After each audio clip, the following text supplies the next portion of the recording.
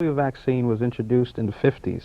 It was called a Salk vaccine, or a killed virus vaccine. Prior to its introduction, the polio death rate in the United States was already declining on its own by 47% between the years 1923 and 1953.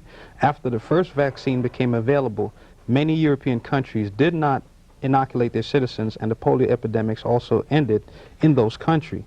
Dr. Jonas Salk, the creator of the kill virus vaccine, testified in 1976 that the live virus vaccine, the Sabin vaccine, introduced in 1962, that was throughout the United States and Canada, was the principal, if not the sole cause of all reported cases of polio since 1961. Mm-hmm. Yeah, that's an incredible statement. After the millions of people who have been exposed to this. It was a scam. The whole polio campaign was one gigantic scam. The fact is, well, first, we need to know that diseases appear in cycles. They're not linear. They appear in cycles. And it's correct that the incidence of polio was steadily going down prior to the introduction of the vaccine. During the 50s, there was a little bit of an upsurge, but the media exaggerated. I mean, they started flashing these images on TV of the iron lungs and people crippled. Well, if you look at a percentage of the total population, it was minute, but they made it seem like there was this massive epidemic. The reality is that the polio vaccine has caused more polio than the disease itself. There was a study in JAMA, which stands for the Journal of American Medical Association, dated March 13, 1987, that documented over 76% of all cases of polio in the United States between 1973 and 1984. Those 76% of the people who got polio got it from the polio vaccine. Other studies have shown numbers as high as 87% of everyone in this country who've gotten polio, gotten it from the polio vaccine. The polio vaccine is extremely dangerous. Now, when the Salk vaccine was originally introduced, they manipulated statistics and definitions to give people the impression that the polio vaccine was working, when in fact it wasn't. For example, before the Salk vaccine came on the market, a person was defined as having polio if they show paralytic symptoms for 24 hours. Now, after the Salk vaccine came on the market, they changed the definition from 24 hours to 60 days. So a person now had to show paralytic symptoms for 60 days before they were even defined as having polio. Basically, if you can change definitions around like that, you can claim that a sugar cube is a cure for cancer. Furthermore, if you look at the incidence of aseptic meningitis prior to the advent of polio, you find well, let me back up. If you go to a source called MMWR, which stands for Morbidity and Mortality Weekly, which is published by the Center for Disease Control, they document all the cases of different diseases throughout the country. And prior to the Salk vaccine being introduced, the incidence of aseptic meningitis was negligible. You look at the charts, it was near zero. After the Salk vaccine came on the market, you'll see a steady increase in the case of aseptic meningitis and a corresponding decrease in the cases of polio.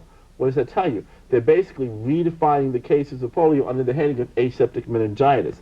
Bottom line is they're playing all kinds of games with that disease so they can give you the impression that it was working out. If the Salk vaccine was so good and so great, why did they have to turn around and change it and introduce the Sabin vaccine, the live oral polio vaccine? Because so many people were dying and being crippled from the Salk vaccine that they had to do something, so they switched it to the Sabin vaccine, which is just as bad. If you just read in it, well, it's contained in there, Jonas Salk himself started criticizing the Sabin vaccine because it caused all kinds of death and destruction. They were taking kidneys from monkeys and using those to produce the polio vaccine. Just think about it. You're going to go to a monkey, an animal, take out its kidneys, grind it up, mix it up with some other chemicals, and then inject it inside your body? It's madness. It's a witch's brew. And that's why so many people are getting sick and dying from it. So the article is correct, and there's lots of books written condemning the whole polio campaign. You can read my book. There's a book called The Immunizations, The Reality Behind the Myth by Warren James, The Poison Needle by Dr. Eleanor McBean, and many, many other books have talked about that whole fiasco called the polio vaccine campaign. Here's the dilemma, and I say this for those people who quite often when you raise anything like this is going to say, oh, well, there they go again. With that conspiracy stuff. There go these people always talking about this stuff. This question, if you could just give me some feedback on. They're now asking, them being the medical industry and those people who are pushing vaccines, are now telling, I guess, parents that at 12 hours old, you have to get the oral polio vaccine, right? Now, that's the part I think is so difficult for people to understand. How can you look at the number of people that is contained in the United States, something that is so dangerous based on what both of you are saying and others are saying, and them believing that in fact it is dangerous, given the tremendous propaganda that you see as far as the media, as far as the government, nice guys in white jackets with doctor in front of their names who give the little baby lollipop saying, hey, these things are fine. How do they believe that information? Let me tackle this, okay? First of all, if you gave a party and nobody came, what would you do? You wouldn't have a party, right? Therefore, if the masses of people refuse to go along with this charade they're playing on us, then it would collapse by its own weight. Let me give you an example. I agree with what you read from the Canadian newspaper. This is a book called Murder by Injection. Hold it up a second. Murder by Injection. And it dealt with the vaccination programs over the years, hundreds of years, and how the establishment have used this to reduce population. To support what you said, on page 146, it says polio vaccination has been accepted as a fact of life by the American public, which derived considerable comfort from the gradual disappearance of the annual scare campaign. But going to what you said, the Washington Post of January 26, 1988, featured a story which created some puzzle and afterthought. It was announced at a national conference held in Washington, D.C., that all cases of polio since 1979 had been caused by the polio vaccine. You understand what I'm saying? This has been documented. No wild-type polio virus has been showing up in people with polio. Everybody in America who got polio is coming up with the virus that was injected in them. Therefore, common sense will say, well, then let's stop it. But they are not stopping it because of economic reward and genocidal tendency. Now, we as a race of people will have to say, look, we're not going to do it. I want to make a statement to you. It is genocide for any race of people to entrust its education in the hands of another race of people, or any race of people to entrust its medical health in the hands of another group of people. You say conspiracy, right? I'm asking you a question. Am I being paranoid when I said there was a European conspiracy to enslave Africans? Would I be paranoid to say there was a European conspiracy to colonize Africa and the non-white world? Would I be paranoid to say there was a European conspiracy to wipe out the Native Americans and take this land? Also, would I be paranoid to say there was a European conspiracy to wipe out the Aborigines in Australia and take that land? Or would I be paranoid to say there was a conspiracy by the United States to wipe out the native Hawaiians and take their land? And on and on. Then we have the Tuskegee experiment, bad blood. Last Friday, President Clinton apologized for having introduced syphilis into 900 black men and ran it for 40 years. Am I paranoid to say, why is it in the minority neighborhood there's a liquor store on every corner, 2 or 3 liquor stores on every corner? Or you go to the Indian reservation, all around the reservation there are liquor stores.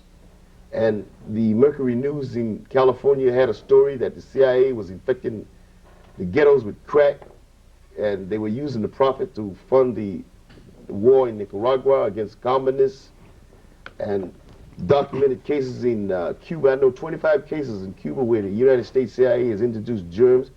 Am I paranoid, or this is a conspiracy theory, or what? Conspiratorial theory? I'd like to add to that is that we've been brought up to have a lot of trust and respect and actual awe of medical doctors. And part of that's due to television. Sure. I mean, you think back to General Hospital, Dr. Kildare, Ben Dr. Casey. Welby. You always have these nice doctors who are always intelligent and always cared about people. You know, they never talked about money. Money was never an issue. But, you know, that's not real, because the first thing they want to know when you go into a doctor's office, Do you have insurance? do you have insurance? Can you pay for it? So that we know there's a big discrepancy between reality and what the TV is portrayed, but they nonetheless made us think that these people are so smart, so intelligent. The reality is the doctors aren't as smart as you might think they are. For example, medical schools teach doctors what's called the allopathic approach to medicine, which comes out of Nazi Germany, which emphasizes surgery and drugs, and to the exclusion of other forms of treatment. So herbal treatments, acupuncture, acupressure, holistic medicine, all those natural approaches they exclude because it's far more profit in drugging people and cutting people up. Typical medical school, the student there may have one course on nutrition. Can you imagine that? Going through all those years of medical training and possibly having just one course on nutrition? Studies show that, one study found that 81% of the doctors misdiagnose common sore throats, and they prescribe unnecessary antibiotics. Another study found that 70% of all doctors surveyed in the study didn't know the risk associated with 10 common surgical procedures. And this was published in the Western Journal of Medicine, April 85, page 565. Anywhere from 22,000 to 36,000 doctors are alcoholics, recovering alcoholics, or soon-to-be alcoholics. Narcotics use among doctors is 30 to 100 times greater than the general public. You can find a lot of this in a book called Medicine on Trial by Charles Inlander. 20% of the people who go into a hospital come out with a condition they didn't have before they entered it. I mean, people who have an extended stay. So if you go to the hospital for an extended stay, 20% of the people who go through that process will leave with a condition they didn't have before they went to the hospital. 15 to 80% of all operations are unnecessary. Studies show that when doctors go on strike, the death rates drop in the hospitals by much as 35–40%. So I've said all this to shake people's confidence in these doctors. I mean, they aren't as smart and they don't know as much as people might think they do. They have a lot of fancy words, and if you ask them a question, they're trying to intimidate you, but they don't know as much as you think. Now, if you couple that with an agenda, a political agenda, keep in mind the medical schools are controlled by the pharmaceutical industry, and the pharmaceutical industry is controlled by a handful of super rich families. There's a handful of families that have intermarried, and they're like one gigantic family, and they have billions and billions and billions and billions of dollars among them. And they manipulate things for very specific purposes, and I believe one of the purposes is genocide. I believe that anybody who takes a look at what goes into the vaccines and the history of the death and destruction that have been caused to millions of people all around the world, it's very obvious these things don't work and they're very dangerous. So why are they giving them to infants and people and not telling them about the dangers associated with them? Hold that point. Okay. I want you to pick up on it. I just want to interject this. Again, from the same article which I read earlier, the Journal of American Medical Association, it says, in some hospital, all employees are required to receive the rubella vaccines except the physicians who administer them. 90% of the obstetricians and more than 2/3 of the pediatricians refuse to take the rubella vaccine. And their rationale is they're afraid of unforeseen vaccine reactions. Precisely. Excellent. Studies shown that doctors are the most unvaccinated group in society. Now that tells you a lot about how much confidence they have in the vaccines. The bottom line is, if people look at what goes into vaccines, it becomes very clear. I mean, they put things like pus from cows in the vaccines, kidneys from monkeys, chicken embryos, formaldehyde, which is used to embalm corpses, and it's shown to be cancerous. And studies show that there's no safe levels of formaldehyde to be in the human body. Mercury, which is a toxic heavy metal. You know the mercury in the thermometers? I remember as a kid they said, if the thermometer breaks, don't let it get on your hands. They put that in your body. And that's the light stuff. They're also working and have developed genetically engineered vaccines where they take naturally occurring organisms like viruses and they'll play around with it genetically and then put it inside the human body. How can they possibly know what the long-term effect of that's going to be? How can they know what, this is something that has never existed on the planet Earth before because it's genetically changed. How can they know what it's going to do to the body 10, 20, 30, 40, 50 years down the road, or to your children or grandchildren? They don't know, and they don't care. They consider us to be guinea pigs. The American public is nothing more than one giant laboratory to them, especially if you're black, poor, Hispanic in this country. And you can very easily prove it to yourself by just looking at the New York Times. Every time you open the New York Times, there's some new drug, there's some drug that's been taken off the market because they finally concluded after 10, 20 years that it's too dangerous.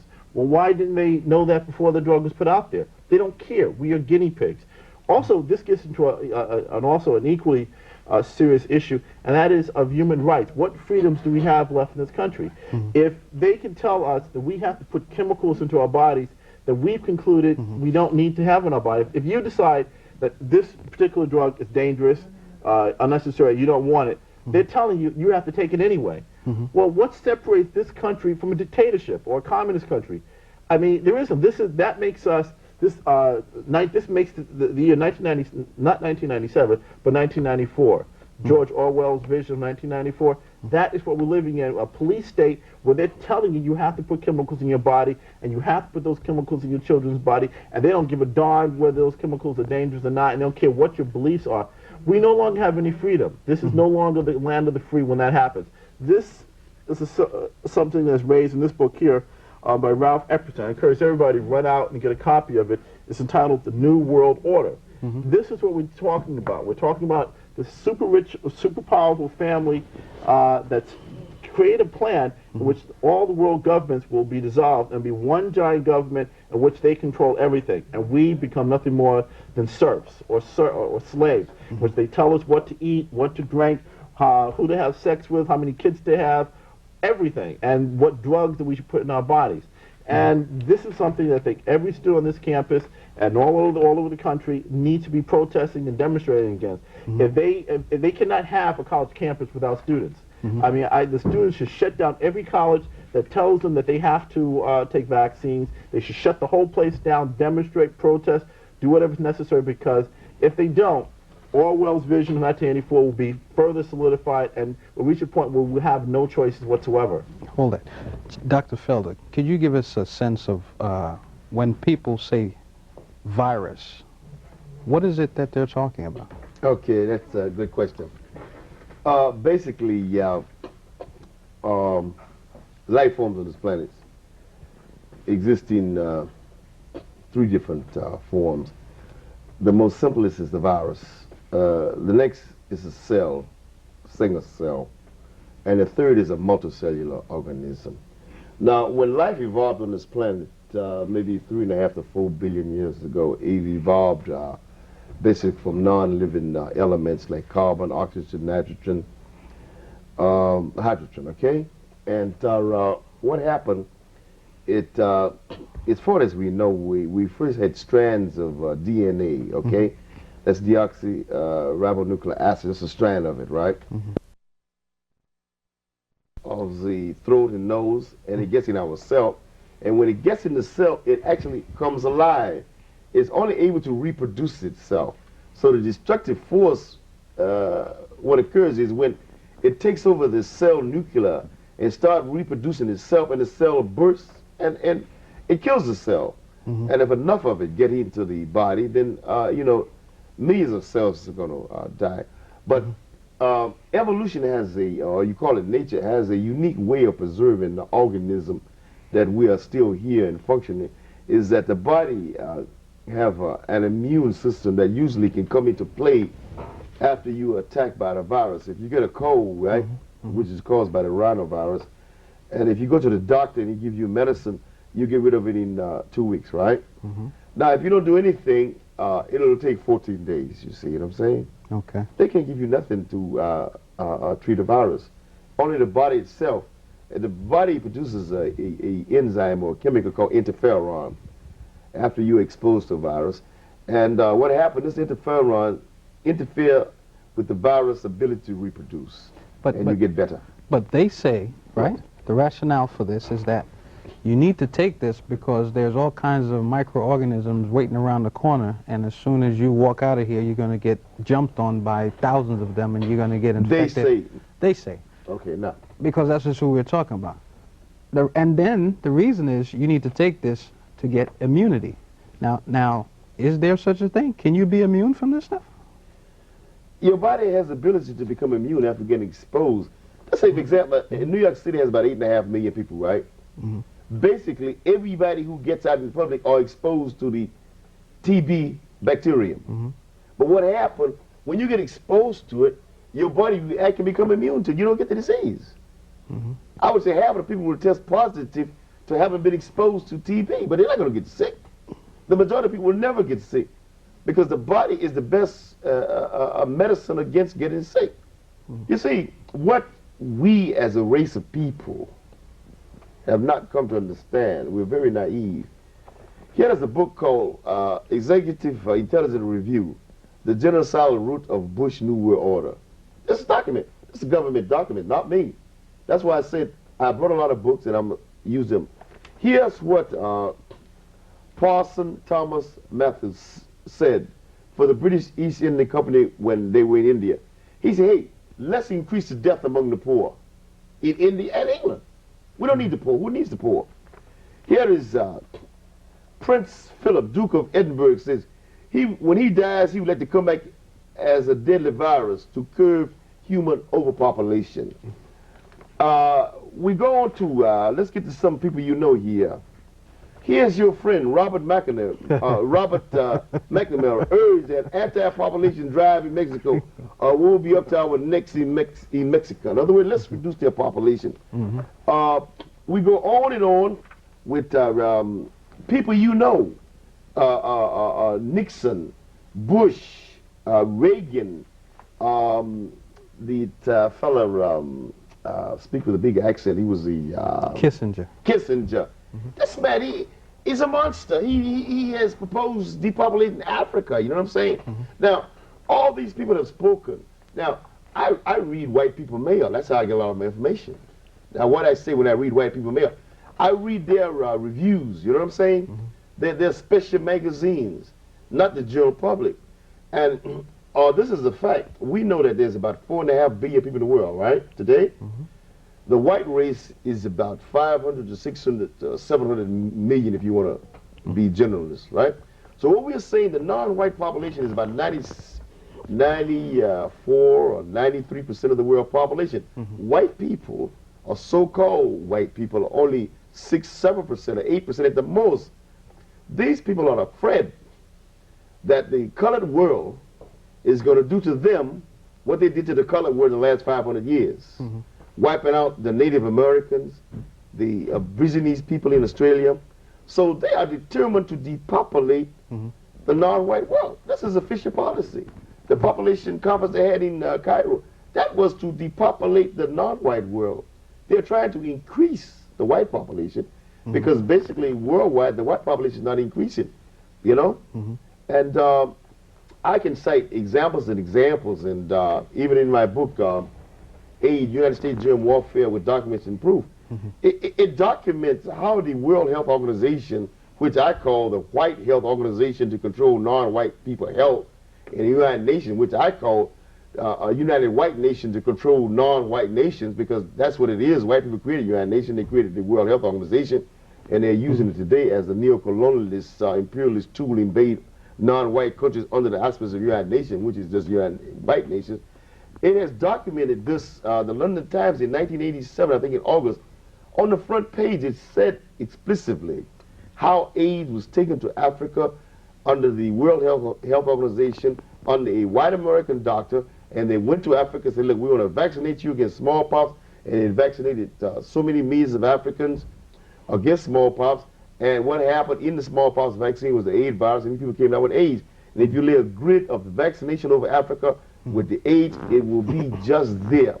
These people have genocide in their mind. I did an interview sometime, the last program that we did, we had Leonard Horowitz on there, and he spoke similarly, collaborating what you've just said with respect to where this whole process began. Curtis, I wanted to get to a question regarding the actual use again of the vaccine. Here we're talking about something that you're told that you need to have, okay? And in that process, you're told that this generates immunity once taken.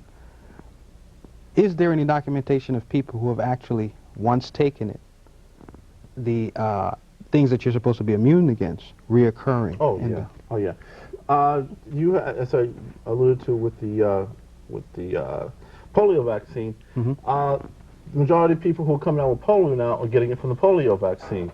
The majority of people who get measles get it from the measles vaccine. Anywhere from 56% of everyone who gets measles in this country get it from the measles vaccine. Studies show that if you get a natural immunity, that is, as a child, let's say you get measles, the worst that's going to happen is get a little fever and a rash for a few days, and then you're over with it. The likelihood of you having a second outbreak of measles sometime later in life is only like 2%. But if you get artificial immunity through the vaccine, well, one, you're going to have an outbreak initially because the vaccine is going to cause you to have measles. And the probability of you having another outbreak of measles later on in life is 80%. So let me review that. So if you just get natural immunity, and they know this, and now the doctor's response is, because they think we're stupid, well, maybe the baby's sleeping on the wrong side. Maybe he should sleep on his back instead of his stomach, which is nonsense, because babies have been sleeping the way they sleep. They've been sleeping for millions of years. The fact is, there are natural ways of dealing with diseases. If mothers breastfed their babies, that will go a long way, because mother's breast milk passes on natural immunity to the child. If we eat more organic fruits, vegetables, exercise on a regular basis, learn a little bit about fasting. There's a lot of books on holistic health that we can go to. There's a lot of holistic consultants that can go to. I have...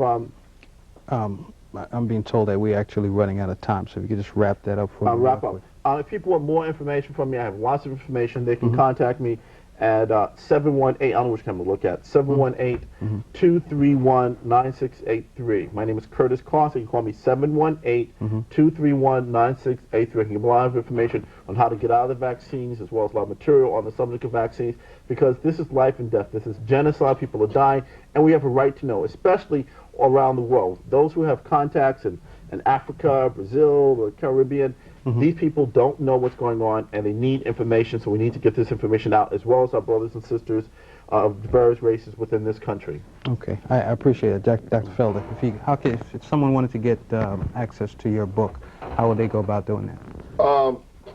You can write to P.O. Box 130203.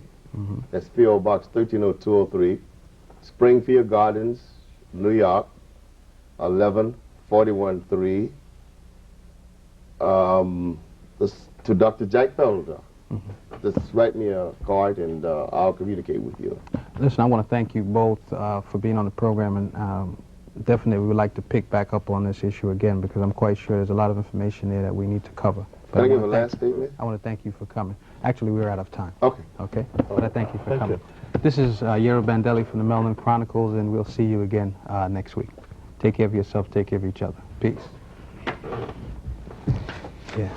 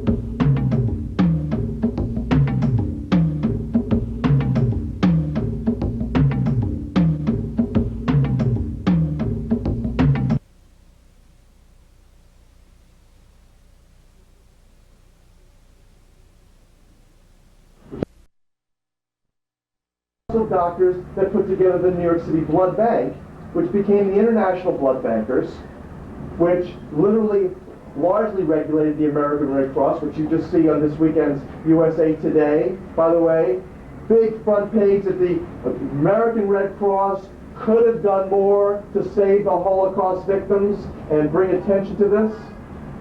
See, nice, they give you 80% truth. 20% lies or 20% is missing.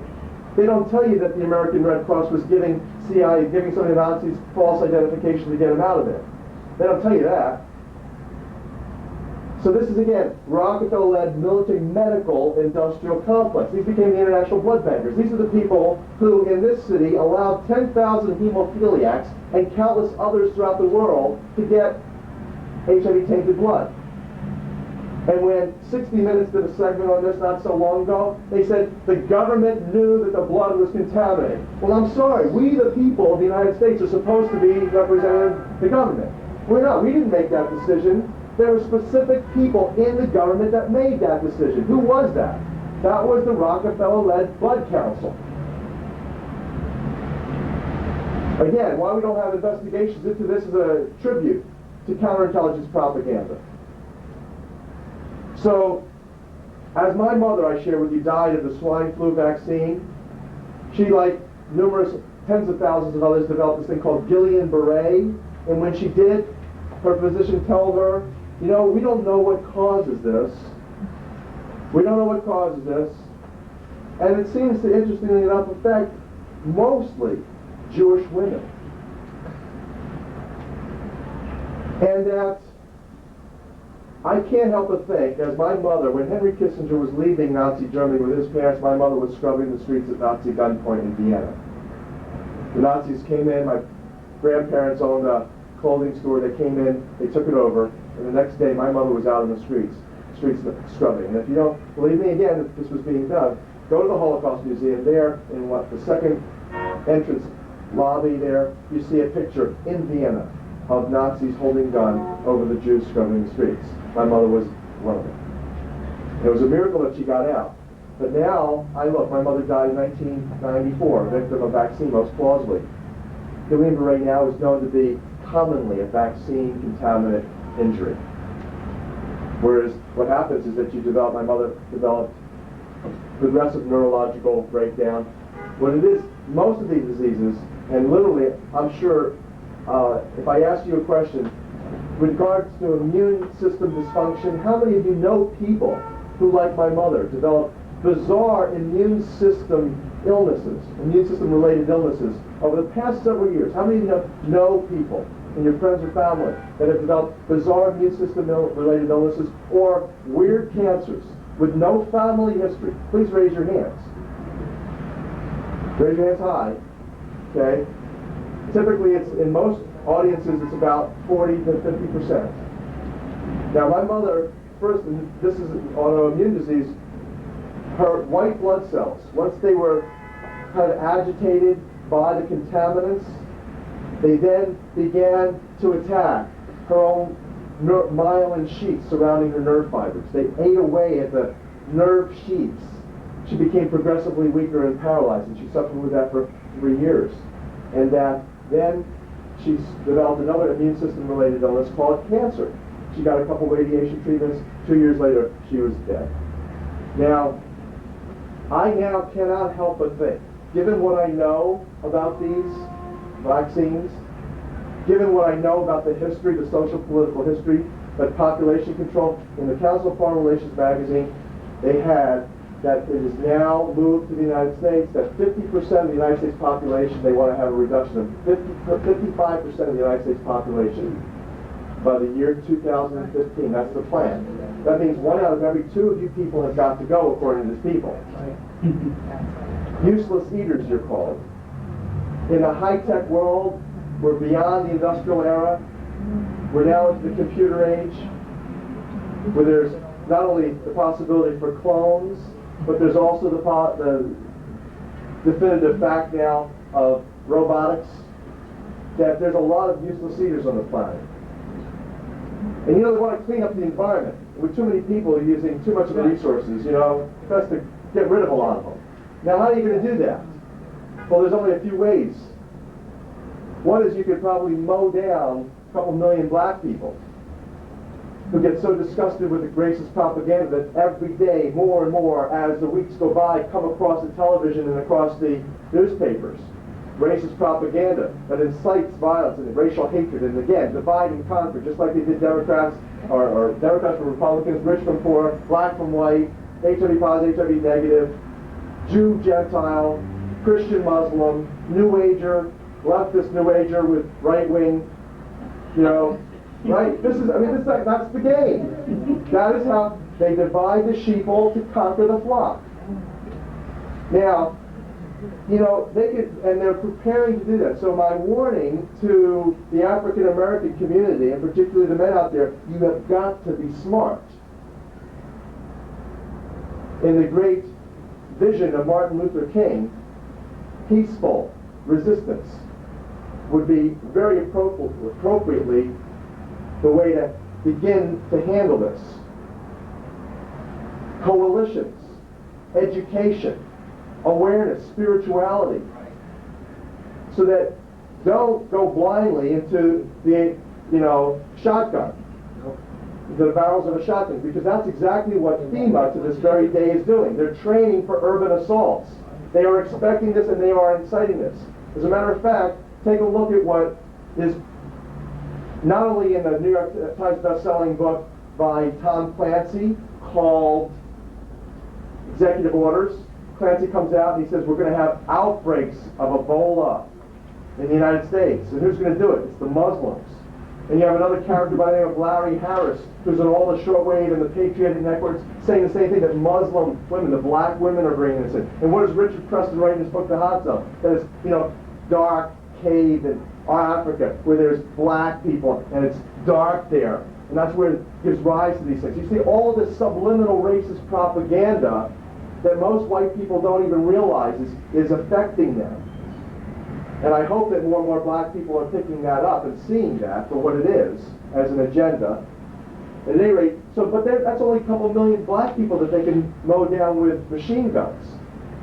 They need to get rid of 100 million Americans. So what else is left for them? Well, gas, nah, has a bad name from World War II.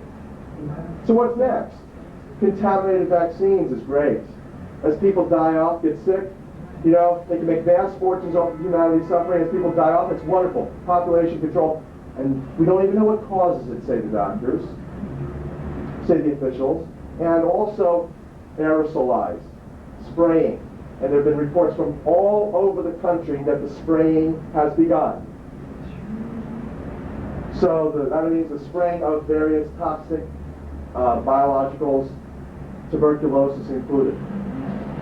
So that now this is the issue. I can't help but think, given this background, that my mother, who just died a few years ago, she survived the Holocaust, she survived the issues. I can't help but think that the same people with the same agenda got her. And I can't help but worry and be concerned that today's public health units and physicians' offices are like the concentration camps of yesteryear, and that the vaccines are like the gas. Because if you think about it and you see who's involved and what their agendas are, what did they tell those millions of people as they marched them right into the death chambers? What did they tell them that they were going in there for? A shower for what? Public health. Delousing. This is for, quote, disinfection. This is the same message that you are being told. It's for public health and disinfection. And it's the same people. So I want to thank you very much for attending today. I hope you help other people get this message. This is not just my problem. I've done my homework. I spent 3 years, $330,000, and a large amount of energy to come up with the facts. I urge you to please make yourselves aware of the book. Read the book if you can. Emerging Viruses, AIDS, and Ebola. It is not in the bookstores. Guess why? Because the major chain store buyers will not buy the book because it's too politically incorrect, apparently. Despite that, the sales are going extremely well because wonderful human beings like you realize that this is our problem together, and unless we combine efforts and through a grassroots movement educate the public, we're going to be lost. literally now, I have given you the information to critically evaluate. It behooves you, as a responsible human being who loves and cares for friends and family, to spread the word. And that way, you can do exactly what I'm doing, is hopefully saving some lives. There will be a lot of people that are going to die. A lot of people. There are a lot of people dying right now. As a matter of fact, when you try to tell people what you've heard here during this presentation, most people, you will see a window shade of disbelief come across their eyes, and they will look at you like you're crazy. They're afraid. They're afraid. They're afraid. They're afraid to get involved. They're afraid they don't want to hear it. People ask me all the time, aren't you afraid of getting killed? Aren't you afraid? Well, the better question is, of course I am, I'm a human being, but a better question to ask is, what is the risk to one life in comparison to the benefit to humanity? Have you been harassed by the No, government? there was one. Had trouble with getting your publication published? I had tremendous issues with getting my publications published. Ever since I started to tell the truth about the Florida dental AIDS tragedy, I had to get my paper published in the British Dental Journal. The American Dental Association wouldn't publish it. The American Medical Association wouldn't publish it. And all of my submissions to the Lancet, to Science, have been rejected for bogus reasons. And most of these won't even review it. Do you think this thing called scientific peer review is legitimate? It's bogus today, the way it's run. The editors select out. And why? Because look who's advertising in the journals. Merck, Sharp & Dome, Grace Company, Burroughs Wellcome. So you see who is running the money and who is running the agendas. The game is over. We've got the government with the documentation with their pants down. Now it's a question of, what are you going to do about it?